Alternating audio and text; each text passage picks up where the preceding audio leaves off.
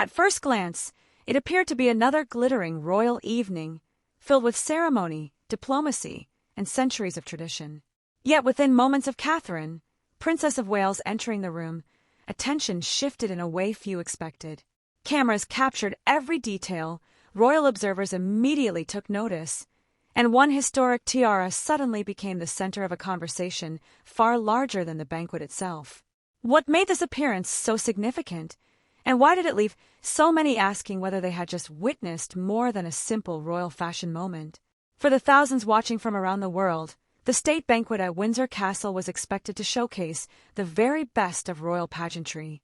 Distinguished guests gathered beneath sparkling chandeliers, diplomats exchanged greetings, and members of the royal family prepared to represent Britain on one of the monarchy's most prestigious stages. Everything appeared carefully planned, exactly as such occasions always are. Yet before the evening had fully settled into its formal rhythm, another story quietly began to unfold. The moment Catherine, Princess of Wales, stepped into the Grand Hall, many observers felt they were witnessing something far more meaningful than an ordinary royal engagement. It was not merely the elegance of her appearance that drew attention, nor was it solely the striking crimson gown that seemed to glow beneath the palace lights. Instead, it was what rested upon her head that immediately sparked discussion among royal watchers. There, shimmering beneath the chandeliers, was Queen Mary's lover's knot tiara, one of the most recognizable and emotionally significant pieces in the royal collection. For many, the sight was instantly familiar. The tiara had long been associated with Diana, Princess of Wales, whose public appearances wearing the jewel remain among the most iconic images in modern royal history. Yet on this occasion, the piece seemed to carry an even deeper significance. Why choose that particular tiara for this event? Why now? And was there a message hidden behind the decision that extended beyond style and tradition? Those questions began circulating almost immediately. The timing alone made the appearance impossible to ignore. Over the previous years, Catherine's public role had undergone remarkable change. Following a period marked by serious health challenges and a greatly reduced public schedule, every appearance by the Princess of Wales had naturally attracted heightened attention. Millions had followed updates concerning her recovery, while supporters across Britain, the United States, Canada, and beyond watched closely for signs of her return to full royal duties. That is why many commentators viewed this banquet not simply as another engagement, but as a powerful statement of continuity. Observers noted that royal jewelry is rarely selected at random. Within the monarchy, jewels often function as symbols, carrying layers of history, memory, and institutional meaning. A tiara may appear decorative to casual viewers, yet seasoned royal watchers frequently examine such choices as carefully as official speeches. And that raises an intriguing question. If every significant royal appearance communicates something about status, responsibility, and the future of the institution, what exactly was being communicated here? The answer may lie in the extraordinary history of the tiara itself. Created for Queen Mary in 1913, the lover's knot tiara has passed through multiple generations of royal women. It survived wars, abdications, political change, and the transformation of the monarchy through the 20th century. Queen Elizabeth II later inherited the piece, preserving its place among the crown's most treasured heirlooms. Yet it was Diana, Princess of Wales, who transformed the jewel into a global icon. Photographs of Diana wearing the tiara became synonymous with a particular era of royal history. Through state visits, diplomatic receptions, and some of the most photographed moments of her life, the piece became permanently linked with her image. Even decades later, that connection remains remarkably powerful, which makes Catherine's decision especially fascinating. Whenever the Princess of Wales wears the lover's knot tiara, comparisons inevitably emerge. Some see continuity, others see tribute. Still others view it as a reminder of the monarchy's ability to evolve while maintaining its historical foundations. But there was another layer to this evening that few initially anticipated. As Catherine moved through the banquet hall, cameras also captured Queen Camilla seated beside King Charles III. The Queen wore historic sapphire jewels once associated with Queen Elizabeth II, creating a striking visual contrast. In one part of the room stood symbols linked to the late monarch. In another appeared a tiara forever associated with Diana. Together, They represented different chapters of royal history unfolding simultaneously before the world's cameras. It was a remarkable image, and many viewers quickly noticed it. Some royal commentators suggested the scene illustrated the monarchy's delicate balance between memory and transition. Others argued it reflected the growing prominence of the Princess of Wales as she gradually assumes an increasingly central role within the institution. Yet one brief camera moment would soon shift the conversation even further. A fleeting reaction, captured for only seconds, began circulating online. Viewers replayed the footage repeatedly. Analysts examined expressions, body language, and timing. Suddenly, discussion moved beyond the tiara itself and toward what may have been happening between two of the most prominent women in the royal family. Was it admiration, reflection, recognition of a changing royal landscape? Or was something else unfolding beneath the polished surface of royal ceremony? That question would soon become the most talked-about aspect of the entire evening, and the answer may reveal far more about the future direction of the monarchy than anyone initially realized.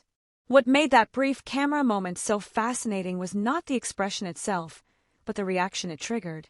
Within hours, royal commentators, newspaper columnists, and longtime palace observers were discussing something much larger than a glance across a banquet hall.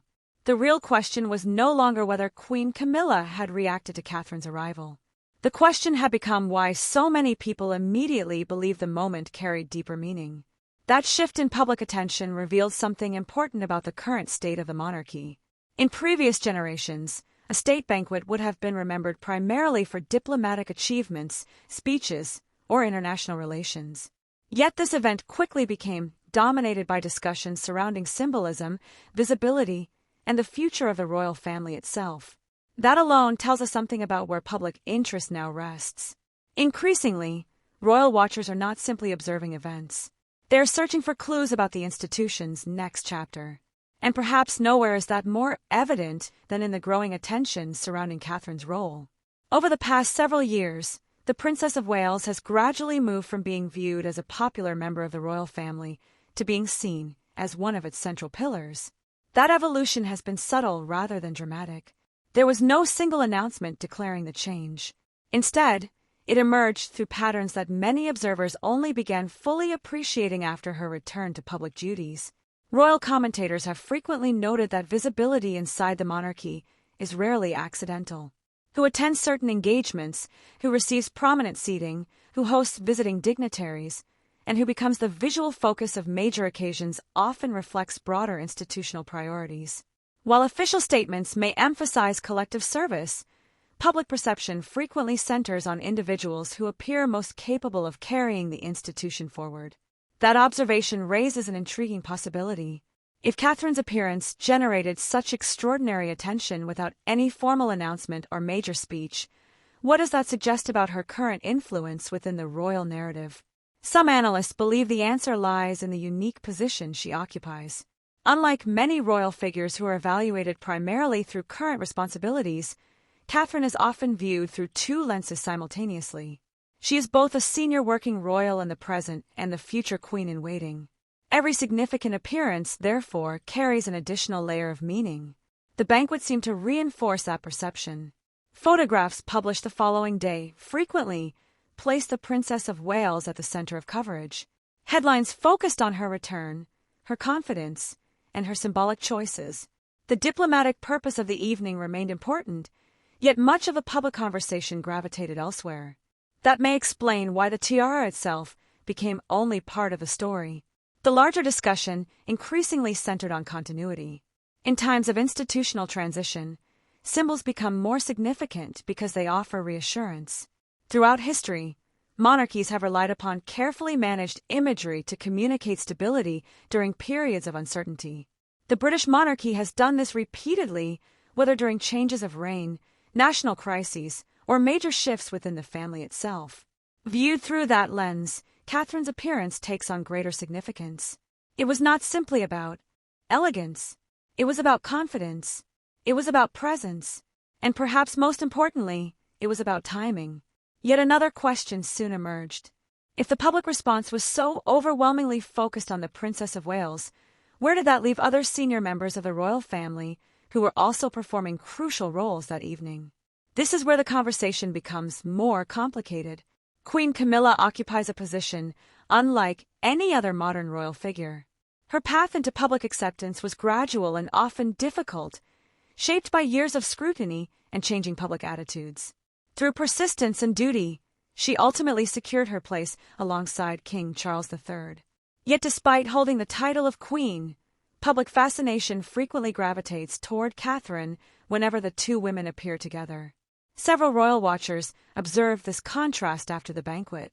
They noted that while both women were impeccably presented and fulfilling important responsibilities, media coverage appeared uneven. Whether intentional or not, the spotlight seemed to settle naturally upon the Princess of Wales. Why does that happen? Part of the answer may involve the future-oriented nature of public interest. Monarchies are institutions built not only on the present but on succession. People are often as interested in what comes next as they are in what exists today. As a result, attention frequently follows those who are perceived to represent the future. That interpretation appears reasonable, yet it still leaves unanswered questions. Because if public perception is increasingly shaping the monarchy's image, how much influence does that perception ultimately carry inside the institution itself? Officially, royal responsibilities remain carefully structured.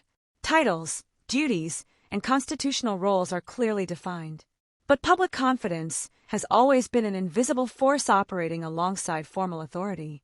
A royal figure who inspires trust, admiration, and loyalty often acquires a form of influence that cannot easily be measured. Many analysts believe that is precisely what makes Catherine's growing prominence so significant. The discussion is no longer simply about popularity. It is about representation. Increasingly, she is viewed by many as embodying qualities that supporters believe will be essential during the monarchy's next era. Whether that perception is entirely fair or not, its impact is difficult to ignore. And this is where the story expands beyond one banquet, one tiara, or one fleeting camera moment. Because beneath the surface, larger questions are beginning to emerge about preparation, succession, visibility, and the gradual reshaping of the royal hierarchy. None of those questions were officially addressed that evening, yet somehow they lingered in almost every conversation that followed. What makes that particularly fascinating is that another development was quietly unfolding at the same time, one involving Prince William, the future king, and a series of increasingly significant responsibilities that some observers believe may reveal where the monarchy is heading next.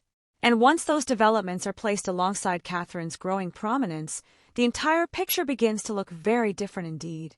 The possibility that Prince William's expanding responsibilities and Catherine's growing prominence might be connected is where the story begins to move beyond individual appearances and into something far more revealing. Because when royal observers started examining recent events side by side rather than separately, a pattern began to emerge, one that suggested the banquet may have reflected broader institutional priorities already taking shape behind the scenes. What makes this particularly interesting is that the monarchy rarely announces transitions while they are happening. Historically, the institution prefers gradual adjustment over sudden change. New responsibilities appear incrementally. Visibility shifts subtly. Public expectations evolve long before official titles or constitutional roles change. By the time observers recognize the pattern, the transition is often already well underway. Some royal commentators have suggested that this is precisely what may be happening now. Over the past several years, William and Catherine have increasingly found themselves representing not only the present royal family, but also its future direction. Their public engagements have expanded in significance, their international profile has grown, and their appearances frequently generate levels of public interest that extend far beyond the events themselves. That attention is not something the palace can manufacture entirely through planning. It develops through trust, familiarity, and public confidence accumulated over time. And confidence may be the most important factor in this entire story. Every monarchy depends upon public legitimacy. Constitutional authority provides a framework, but public trust sustains the institution's long-term stability. Throughout modern royal history, moments of uncertainty have often been met with careful efforts to reinforce continuity. The faces presented most prominently during those periods are rarely chosen by accident. That observation may help explain why Catherine's appearance resonated so strongly. The tiara, the symbolism, and the reaction it generated were important, but they may have functioned primarily as visible expressions of something already taking place beneath the surface. According to analysts, the greater significance lies not in the jewelry itself, but in what it represented. A public image increasingly associated with steadiness during a period when the monarchy continues adapting to changing circumstances. Yet another question follows naturally.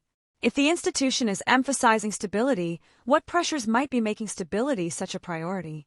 To answer that, many royal watchers point toward the unique challenges facing the monarchy in recent years. The royal family has navigated health concerns, generational transition, shifting public expectations, intense media scrutiny, and ongoing debates about relevance in the modern world. None of these pressures are entirely new. What is unusual is the number of them occurring simultaneously. Historically, periods of royal transition often produce heightened interest in succession planning, even when no formal changes are imminent. People begin paying closer attention to those who will eventually inherit greater responsibility. They look for signs of preparation. They search for indications that the institution is ready for whatever comes next. Viewed from that perspective, the banquet begins to look less like an isolated event and more like one piece of a larger narrative. The future king was present. The future queen occupied a central position in public attention. Historic royal symbols linked different generations together, and the resulting conversation focused overwhelmingly on continuity rather than controversy. That may not have been the official purpose of the evening, but it became one of its most lasting effects. Interestingly, several royal analysts have noted a historical parallel. During previous reigns, royal households often elevated certain figures gradually before major transitions occurred, not because immediate change was expected, but because familiarity matters. Institutions function more smoothly when the public feels it already knows the individuals who will eventually assume greater prominence. Why does that comparison matter now? Because familiarity appears to be playing an increasingly important role in how the monarchy presents itself. Public appearances involving William and Catherine frequently receive extraordinary attention, not simply because of celebrity interest, but because many people see them as representatives of the institution's future identity. That perception creates opportunities, but it also creates pressure. The more symbolic importance a figure acquires, the more every decision begins attracting interpretation. A wardrobe choice becomes a message. A seating arrangement becomes a signal. A brief camera reaction becomes international discussion. What might once have passed unnoticed suddenly carries layers of perceived meaning. And that brings us back to Queen Camilla. One reason the footage attracted such attention may be because it appeared to place two different royal narratives within the same frame. Neither narrative necessarily conflicts with the other, yet they represent different aspects of the monarchy's evolution. One reflects established authority within the current reign. The other reflects anticipation surrounding the future. Royal watchers have pointed out that institutions often manage these dual realities simultaneously. They must support the present while preparing for the future. The challenge is maintaining balance between those objectives without creating the impression of competition. Whether that balance is easy to maintain remains unclear, because public attention does not always follow official structures. Sometimes it flows towards symbolism, personality, or expectation instead. And once that happens, the institution must adapt to perceptions it cannot fully control. This may explain why the banquet generated such lasting discussion. The event revealed how strongly public fascination has become intertwined with questions about succession, continuity, and long-term leadership. People were not merely reacting to a tiara or a glance. They were reacting to what those images seemed to represent. Yet even that interpretation may not capture the full picture. Because behind every visible royal appearance exists another layer rarely discussed in public, one involving internal strategy, private decision-making, and the careful management of influence inside the royal household itself. Reports suggest that some of the most important developments are not occurring in front of cameras at all, but through subtle adjustments in access, responsibility, and institutional positioning. And if those quieter changes are connected to the patterns observers have been noticing, then the banquet may eventually be remembered not as the moment the story began, but as the moment people first realized they had been looking at the wrong part of it all along. If the banquet revealed how public attention was increasingly concentrating around Catherine and William, the developments that followed raised an even more consequential question. What happens when public perception, institutional planning, and royal responsibility all begin moving in the same direction at the same time? That is where the separate threads of this story start to converge. For years, discussions about the future of the monarchy have often been treated as distant considerations, topics reserved for constitutional experts or longtime royal observers. Yet what made recent events different was the growing sense that preparation was no longer theoretical. It was becoming visible, not through official declarations or dramatic announcements, but through a series of subtle developments that appeared increasingly difficult to dismiss as coincidence. Royal commentators have noted that the strongest institutions often communicate major transitions indirectly. Instead of announcing change, they allow the public to become accustomed to it. Familiarity develops first. Acceptance follows naturally. Only later does formal reality catch up with what people have already begun to expect. Seen through that lens, the extraordinary attention surrounding Catherine's appearance takes on additional significance. The reaction was not limited to admiration for a successful public engagement. It reflected something deeper. Millions appeared to be responding to an image that felt reassuring during a period when stability remains one of the monarchy's most valuable assets. That reaction matters because institutions pay close attention to confidence, particularly when confidence is expressed voluntarily rather than encouraged. Yet confidence creates expectations. The more frequently the Princess of Wales appears as a symbol of continuity, the more the public begins associating her with responsibilities that technically belong to the future rather than the present. That shift may seem subtle, but its implications are substantial. Expectations have a way of becoming obligations, and obligations often shape how institutions allocate visibility, responsibility, and influence. This may help explain why analysts increasingly focus on patterns rather than individual events. Taken separately, a state banquet, a diplomatic engagement, or a carefully chosen appearance may seem routine. Taken together, they suggest something more deliberate. A gradual concentration of symbolic importance appears to be forming around the future Prince and Princess of Wales in a way that extends beyond traditional popularity. And that development inevitably affects everyone around them. One of the more fascinating consequences is how it changes the interpretation of other royal figures. Reactions once viewed independently are now increasingly assessed within a broader framework of institutional balance. Public attention, media coverage, and symbolic prominence have become interconnected elements of a much larger conversation. Some royal watchers have pointed out that this creates a unique challenge for the monarchy. The institution must simultaneously honor the authority of the current reign while preparing the public for the next. Those objectives are entirely compatible in theory. In practice, however, they require careful management. Too much focus on the future risks overshadowing the present. Too much focus on the present can slow preparation for what lies ahead.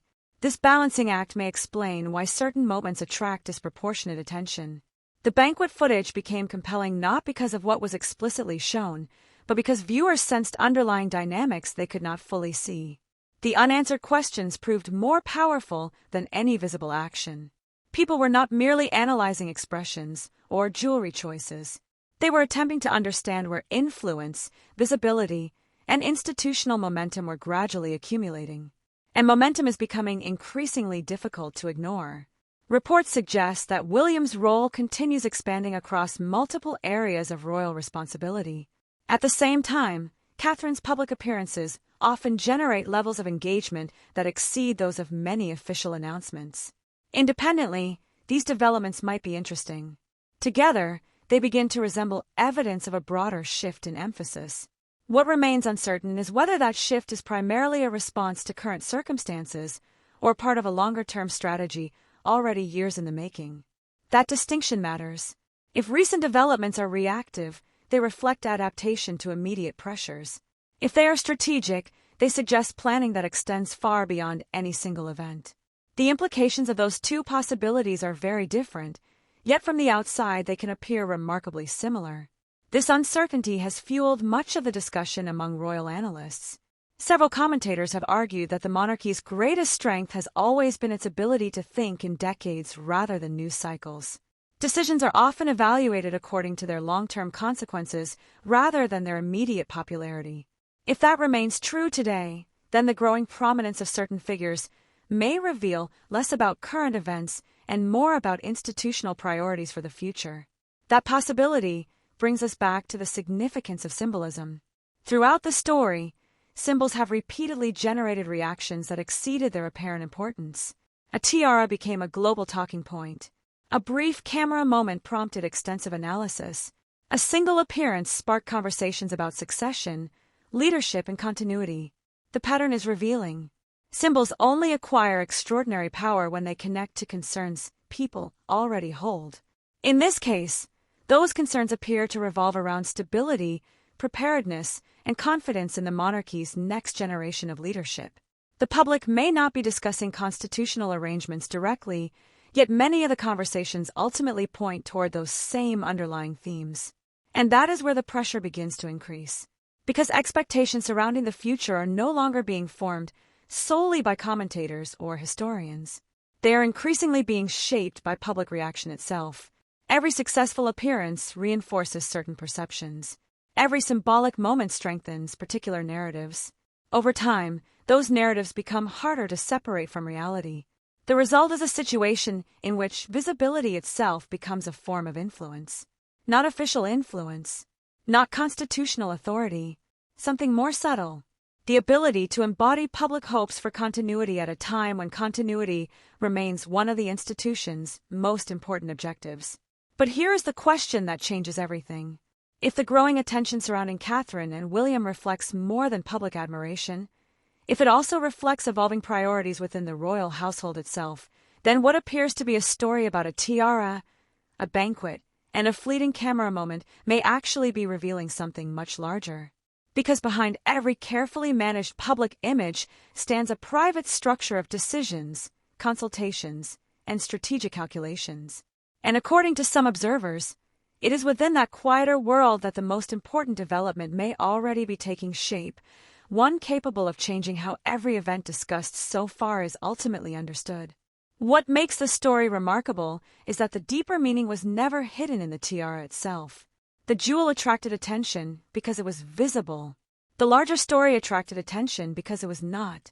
By now, the pattern becomes difficult to ignore. The reaction to Catherine's appearance, the extraordinary level of public engagement, the discussion surrounding symbolism, and the growing focus on future leadership all point toward a broader reality facing the monarchy. This was never simply about what happened inside a ballroom.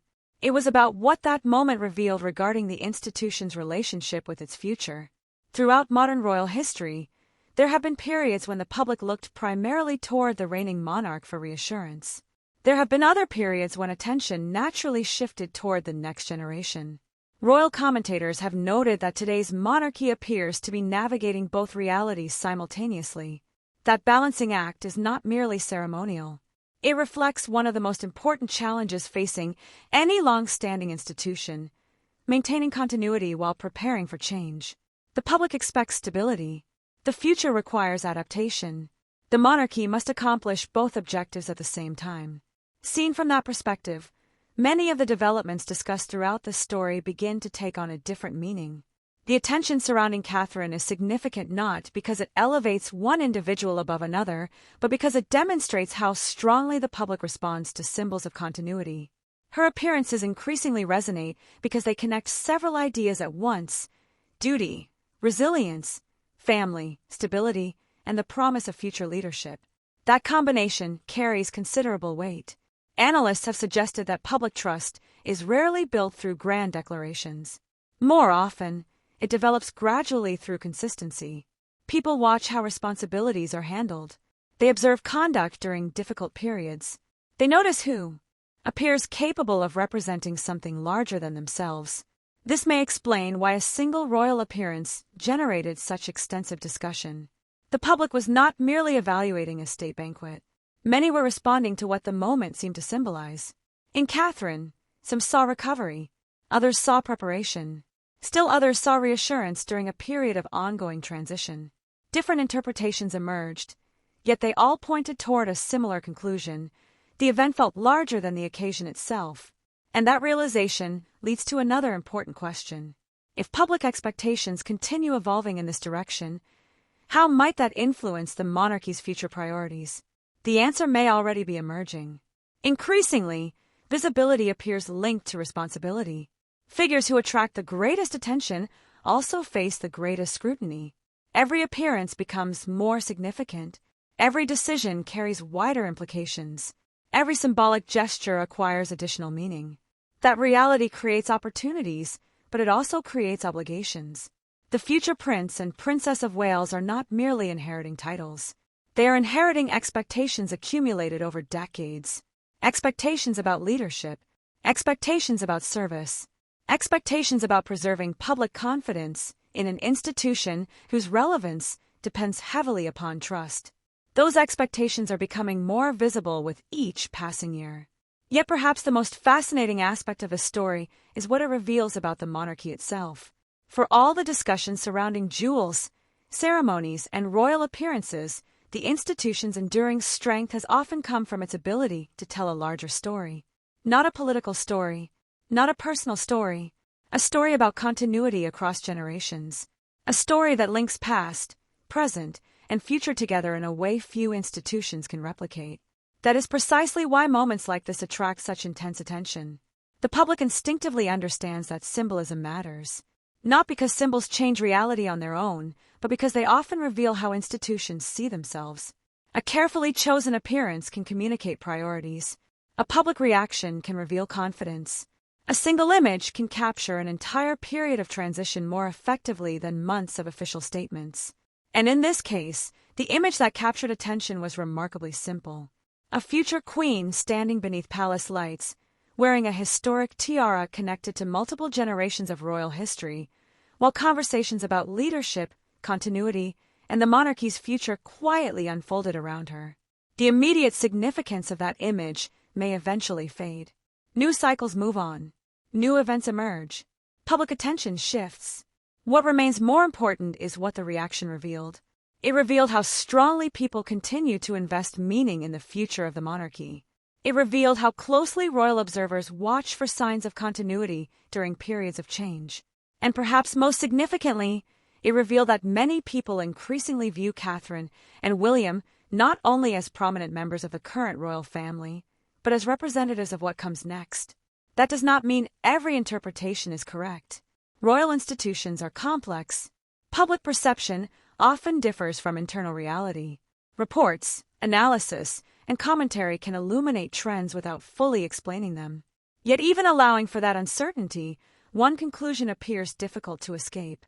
The story that began with a camera capturing a brief moment during a formal royal evening ultimately became a story about legacy, about preparation, about public trust, about the gradual evolution of one of the world's most recognizable institutions.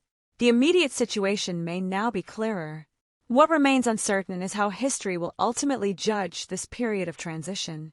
Will future historians view these moments as routine chapters in the monarchy's ongoing story, or will they see them as early indications of a broader transformation already taking shape beneath the surface? Perhaps that is the question royal observers are really asking. Not whether a tiara attracted attention, not whether a camera captured a fleeting reaction, but whether moments like these are quietly revealing how the monarchy is preparing itself for the decades ahead. And if that is true, then the most important part of this story may not be what happened that evening at all. It may be what those events tell us about the future. Do you believe this was simply another memorable royal appearance, or do you think it offered an early glimpse into how the monarchy is preparing for its next chapter? And when history looks back on this period, will it be remembered as routine royal pageantry, or as the beginning of a larger transformation? If you enjoyed this deep dive into the royal family, Prince William, Catherine, Princess of Wales, King Charles III, Princess, and the future of the monarchy, be sure to subscribe and turn on notifications so you never miss our next royal analysis. Let us know your thoughts in the comments below. We'll see you in the next video.